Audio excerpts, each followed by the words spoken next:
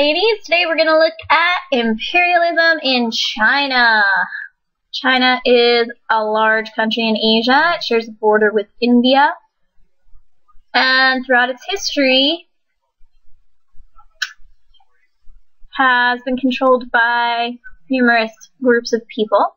We're going to look at the time period from the 1840s, really the 1830s when we look at the Opium War, until we get them up to about World War I.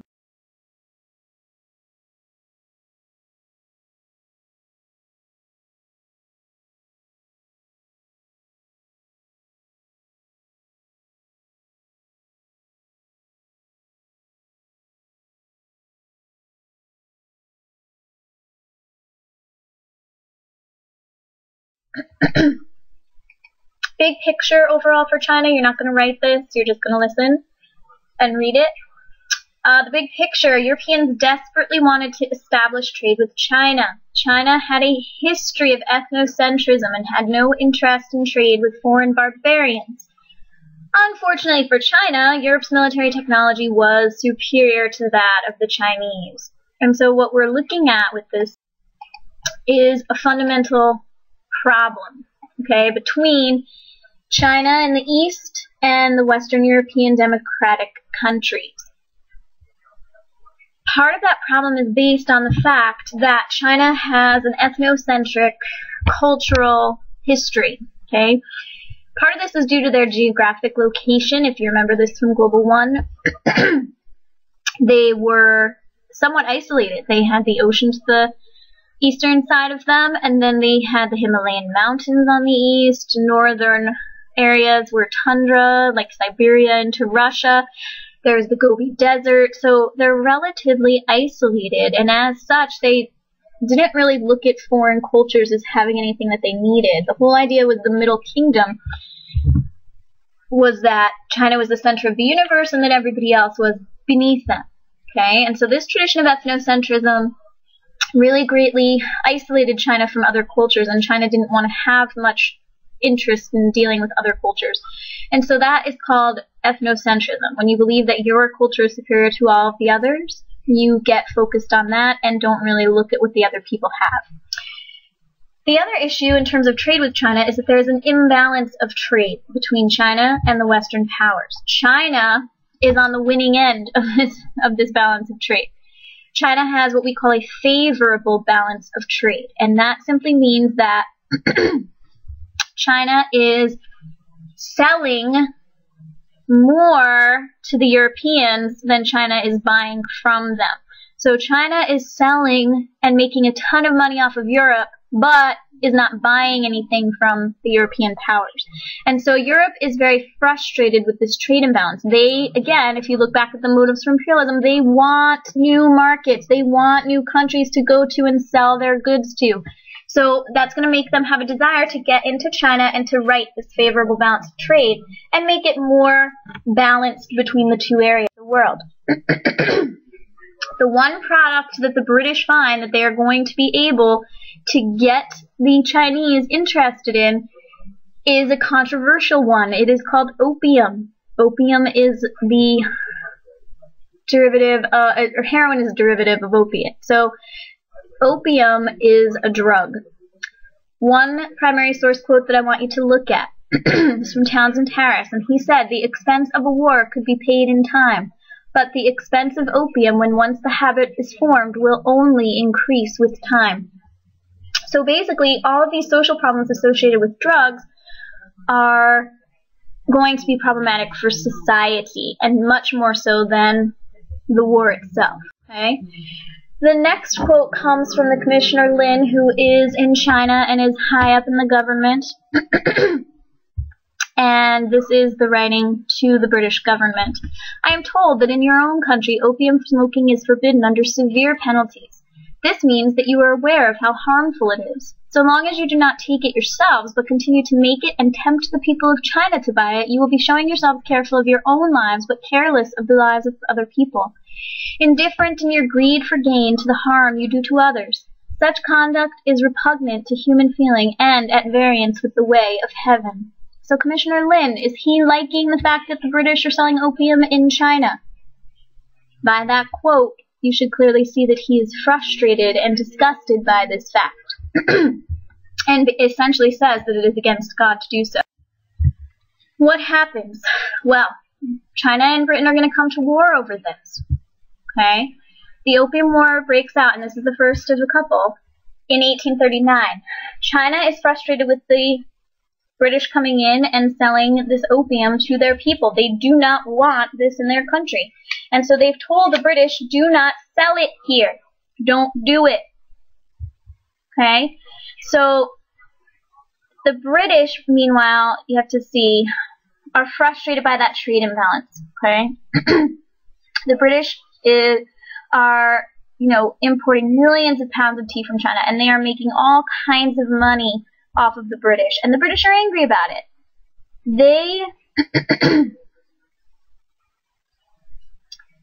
They were frustrated. So once they find this product that the Chinese are buying, which is opium, okay, they start smuggling it in, even though the Chinese have said to them, we don't want it.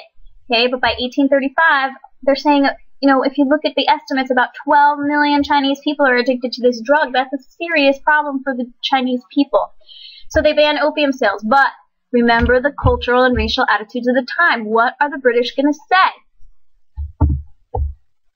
Okay, they're going to say, heck with you. We're going to sell whatever we want. Free trade. China then is forced, when the British continue selling this opium in their country, to attack the British opium ships and to destroy the opium. That gives Britain a cause for war, and they attack China in 1839. Now, keep in mind, the Qing Emperor went to England and had not went there physically, but had written to them extensively saying how frustrating it was to see this, that you have no right to put this in our country. The British attack, and the Chinese are not really well prepared because they do not have the technology to withstand the British onslaught. So the British attack. So what you're going to see happen is that the Chinese lose the Opium War. And the problem with that for them is that they're defeated soundly and in a humiliating fashion because they have outdated ships. The British have these gunboats. They have cannons. The Chinese do not have this. And so in 1842, they're forced to sign the Treaty of Nanjing, which ends the war. The Treaty of Nanjing is the first of what we call the unequal treaties. The Treaty of Nanjing gave Britain the island of Hong Kong. They were supposed to have a lease on Hong Kong until 1999. So that's a very long time, and Hong Kong is a major financial center in the entire world. So very, very valuable piece of land taken from China. Again, the Treaty of Nanjing is one of these first unequal treaties, and write down, the unequal treaties are treaties that forced China to give things to Britain. So they are treaties that humiliated and took away the property of China. The other thing that happens with one of these unequal treaties, 1844, they sign another treaty, and foreign citizens then are given what we call extraterritoriality. This means that they are exempt, meaning they are not held to the same laws that the Chinese people are. So even though they are living in China and conducting business in China, they are exempt from Chinese law. They are under British law, and that's called extraterritoriality. It's extra meaning outside of, territory meaning your land, so outside of your land. Rights is what extraterritoriality is. You have rights according to the country of origin, not where you are. And this is viewed as unfair and resented by many of the Chinese citizens. So the Opium Wars are one event that is indicative of the imperialism in China. Here's a picture of Chinese citizens being forced to unload and offload the opium. Here's an opium den that was in China. This is very typical of what you would see. Grown men who should be out working, helping, and supporting their families are sitting in opium dens all day, addicted to a drug. So this is something that the Chinese people are not happy about. Now, there is a lot going on in China. China has had problems throughout this entire 19th century. its population had grown to 430 million people by 1850. That is huge. But they were not producing enough food to feed all of these people, so hunger was widespread. Even if it was a good year, people were starving. In the bad years, when the Yellow River is going to flood through the farming areas, you're going to have millions starving. Okay? This has helped weaken the Chinese government because their people are not happy. They cannot provide for them. The government itself is corrupt. You have a lot of people that are taking money and taking bribes and all of these things. So the Chinese people are very frustrated with their own government in addition to being angry about the British being there. So the Qing dynasty is starting to weaken.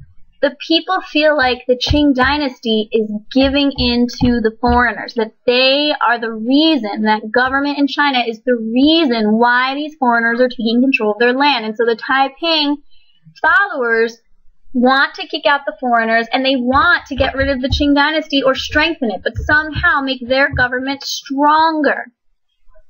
The Qing dynasty then is forced to go against these rebels, these Taiping rebels. Taiping is a city, by the way. But so Taiping means great peace. So what they're trying to do is get peace and establish good things in their society. So what happens is the Qing government goes to the foreigners for assistance in bringing down these rebels, the Taiping rebels.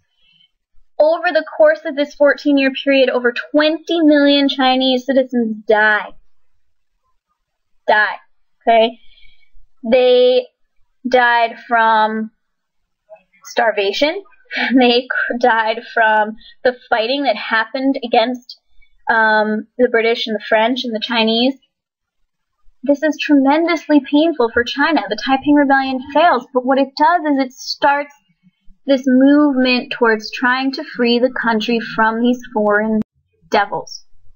Here's a shot of Taiping Rebellion. You notice the traditional swords, traditional weapons, okay, limited supply of guns.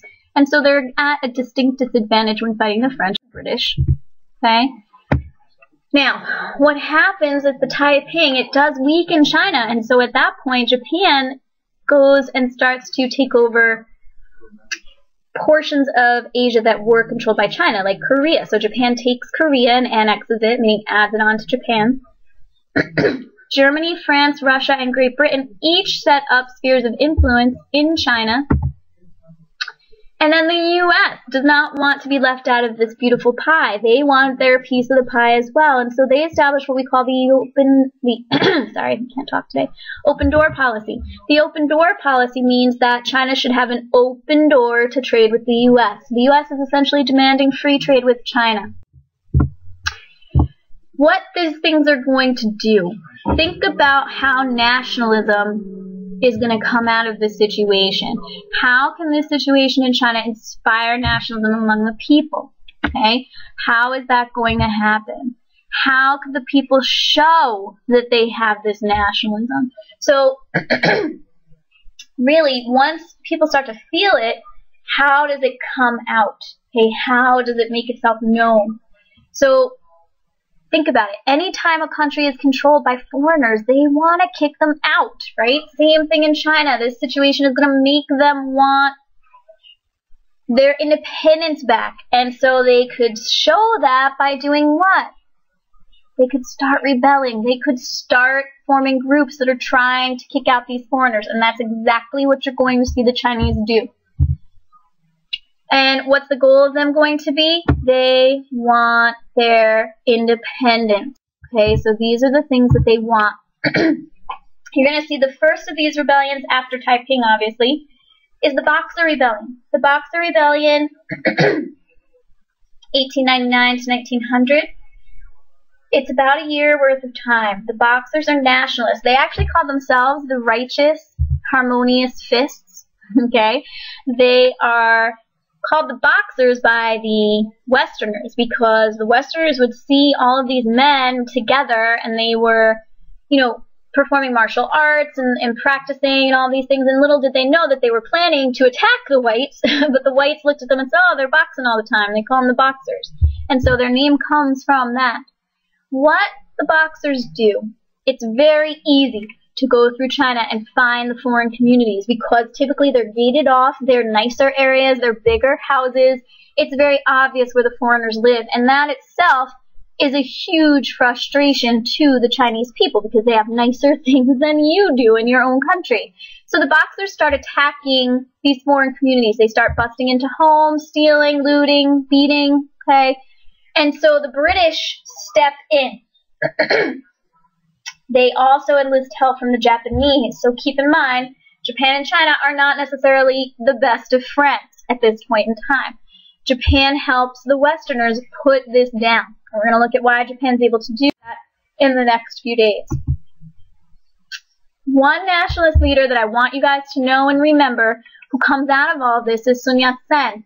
You also will see his name, Sun Ji-xuan. It's the same man. Okay, if you see Sun and Sun, same guy. Just a different spelling because of the way we translate from the Chinese and if it's Cantonese or Mandarin. What Sun Yat-sen starts to establish, and he is going to lead a revolution in China in around 1911 that will get rid of the emperor, okay, empress. So what you're going to see is he bases his ideas on what he calls the 3 principles of the people. He believes in nationalism, love of country, make your country strong, kick out the foreigners. That's one principle. His next principle is the idea of make China democratic. No more emperor, no more empress. Make it a democratic country. And the third, livelihood. Strengthen the economy so that every single person can have a strong livelihood, meaning they can make money to support themselves. These are his principles, and we're going to see that the people are going to respond to these principles because they hold them as well. So Sun Yat-sen is going to lead this revolution to get rid of the British, French, German, the United States, all of this influence in his country, and to establish a strong, nationalistic, democratic, economically secure China. Unfortunately for him, not everyone in China wants it that way. So we're going to see that Sun Yat-sen is going to have his work cut out for him, and he's not going to live long enough to see his work realized. So this is the basics of imperialism in China. As you can see, the British, the French, the Germans, and the U.S. came into China and were doing things that frustrated the Chinese people. And again, they are not doing it for China's benefit. They are doing it for their own benefit. So that is where we stand with this section on Chinese imperialism. Thank you.